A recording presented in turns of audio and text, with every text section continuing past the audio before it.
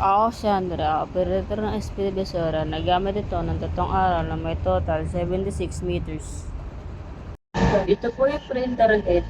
Ang ulit palit mo sa white, January 26. Ang order po, December 2024. Ito po yung cupping na may 60% good condition pa po. Head clean.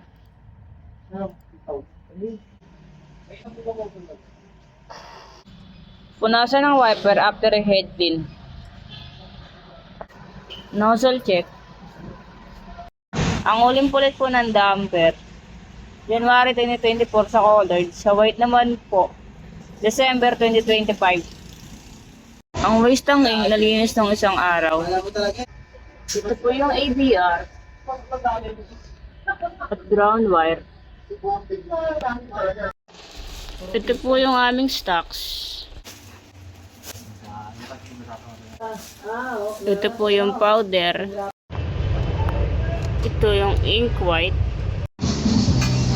Sa consumables, nagpusin mo ko ng isang white, isa sa film, isa sa powder, isa sa cyan, isa sa yellow, at isa rin sa magenta.